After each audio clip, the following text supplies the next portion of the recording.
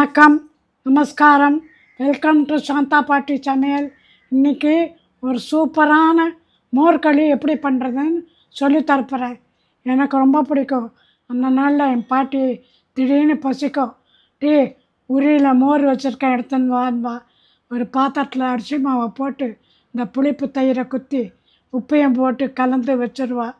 ஒரு காரசாரமான ஒரு டிஃபன் 5 நிமிஷத்தில் சூப்பராக இருக்கும். பண்ணலாமா? இதுக்கு தேவையான சாமான் என்னன்னு பார்க்கலாமா? 1 கப்பு மோர், 1 கப்பு அரிசி மாவு, 3 மோர் மிளகா, 1 டீஸ்பூன் கடுகு, 1 டீஸ்பூன் உளுத்தம்பருப்பு, 1 டீஸ்பூன் கடலைப்பருப்பு, 2 பச்சை மிளகா, 2 காஞ்ச மிளகா, பெருங்காயம் 1 டீஸ்பூன், இஞ்சி ஒரு சின்ன துண்டு, உப்பு தேவையான அளவு, கருவேப்பிலை ஒரு ஆறுக்கு, நெய் 1 டேபிள் ஸ்பூன், நல்லெண்ணெய் 3 டேபிள் ஸ்பூன். இப்போ முதல்ல என்ன பண்ணணும் தெரியுமா? மோரை நல்லா சிலிப்பி வைக்கணும். கட்டி கட்டியாக இருக்கக்கூடாது. தயிரை நல்லா சிலிப்பி மோராக்கி வைக்கணும். அப்போ இந்த அரிசி மாவை எடுத்து பாத்திரத்தில் போட்டுடணும். போட்டுட்டு இந்த மோரை விட்டு உப்பையும் போட்டு இப்படி கரைச்சிக்கோங்க. ரொம்ப கட்டியாக வந்ததுன்னா கொஞ்சம் தண்ணி விட்டுக்கலாம். சவான் கொஞ்சம் தண்ணி விடு, கொஞ்சமாக இன்னும் கொஞ்சம் விடு விடு. போகிறோம். இந்த பாருங்க, கட்டி கட்டியாக இருக்குல்ல, இதெல்லாம் நல்லா கரைக்கணும்.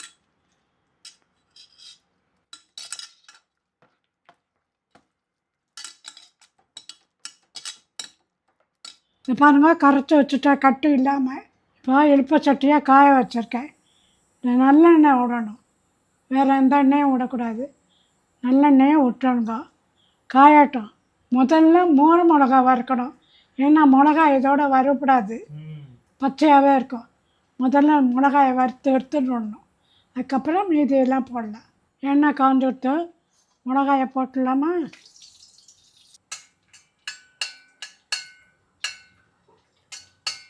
மிளகா நல்லா செவக்கணும், இல்லாட்டா நல்லா இருக்காது.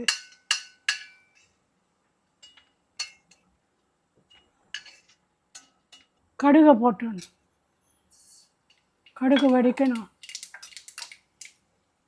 உளுத்தம்பருப்பு, கடலைப்பருப்பு, பச்சை மிளகா, இஞ்சி, பச்சை மிளகா, பெருங்காயம், கருவேப்பிலை,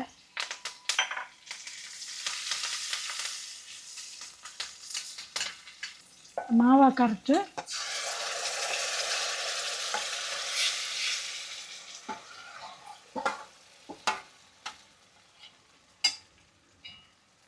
சிம்மில் வச்சுக்கோங்க, ஹையில் வைக்காதங்க. இதெல்லாம் வேஸ்ட் பண்ணாமல் அதையும் கரைச்சி அதில் கொட்டிடணும்.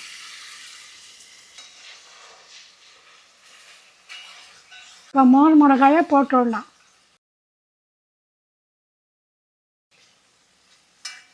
சரி பாட்டி, மோர் உப்புமாக்கும் மோர் களிக்கும் என்ன வித்தியாசம்?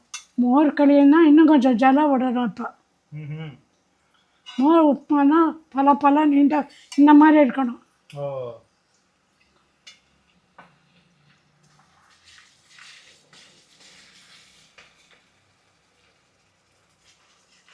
கொஞ்சம் நெய்யை விட்டுடலாம். ஒரு தட்டில் கொஞ்சம் நெய்யை தடவி வச்சுட்டா கேக் மாதிரி கூட பண்ணலாம்.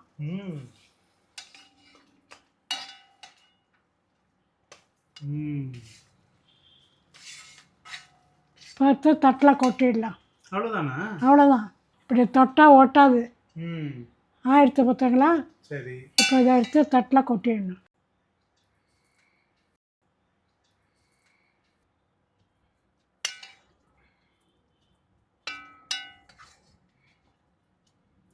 இப்போ மோர்களி கேக் பண்ணலாமா?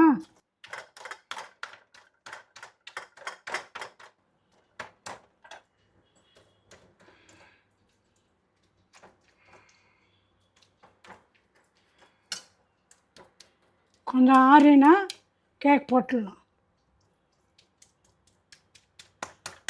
இது ஒரு 5-10 நிமிஷம் ஆறட்டும். மைசூர் பாகெல்லாம் கேக் வெட்டுவோமே அந்த மாதிரி வெட்டினா அப்படியே சாப்பிட்லாம் லபக் லபக்குன்னு. இப்போ கேக் மாதிரி வெட்டாமா ஹாப்பி பர்த்டே டு யூ.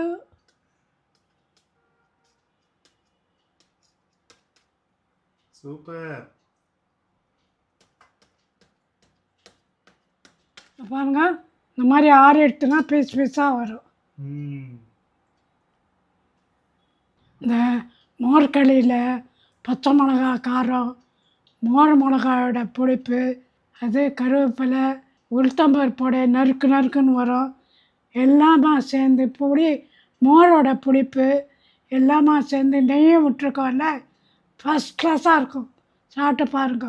இது மாதிரி நிறைய ரெசிபிஸ் போடுறேன். தேங்க்யூ. சப்ஸ்கிரைப் பண்ணுங்க. நன்றி, வணக்கம்.